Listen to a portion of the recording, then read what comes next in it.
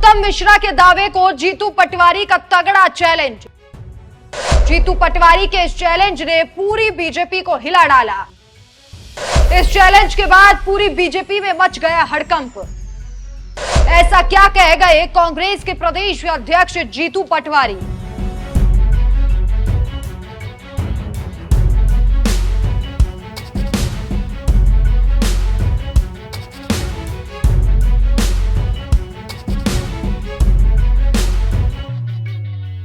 नमस्कार, मैं हूं आपके साथ राखी लंबा और आप देख रहे हैं न्यूज एक्सप्रेस। भाजपा पार्टी को अक्सर विपक्ष के द्वारा जुगलों की पार्टी, झूठों की पार्टी कहा जाता है।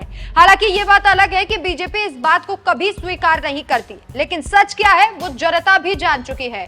कांग्रेस को कमजोर करने के लिए बीजेपी लगातार कांग्रेस के कार्यकर्ताओं को अपनी पार्टी में शामिल करवा रही है। बीजेपी की पुरानी प्रथा रही है कि जैसे ही सामने वाली पार्टी मजबूत हो उसे तोड़ दिया जाता है। लोकसभा चुनावों से पहले बीजेपी भी लगातार ऐसा ही कर रही है, लेकिन इस बार बीजेपी नेता ने एक ऐसा दावा कर दिया जिसे करके वो खुद ही फंस गई है। बीजेपी के इस दावे को मध्य प्रदेश कांग्रेस प्रदेश अध्यक्ष जीतू पटवारी ने चैलेंज कर दिया।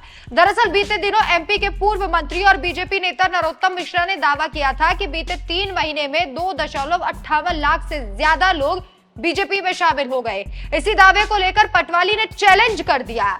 सबसे पहले नरोत्तम मिश्रा ने क्या कहा वो आपको विस्तार से बताएंगे, और फिर पटवारी ने कैसे चैलेंज किया है जिससे पूरी बीजेपी की हवैया उड़ गई है वो भी आपको विस्तार से बताएंगे।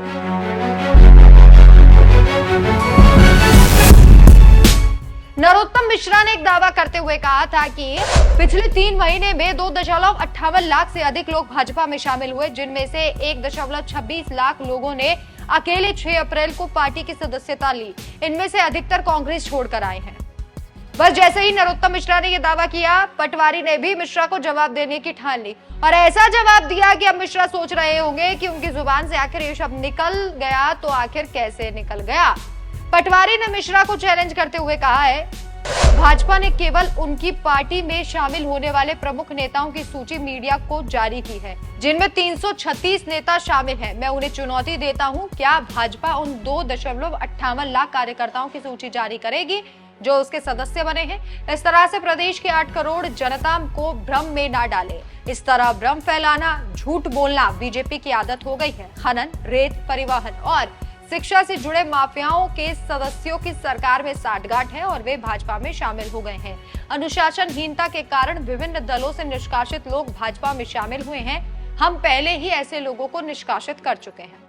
पटवारी के इस सवाल से बीजेपी बौखला जरूर गई होगी, क्योंकि अक्सर ऐसे दावे बीजेपी करती रहती है लेकिन बाद में फंस ही जाती है।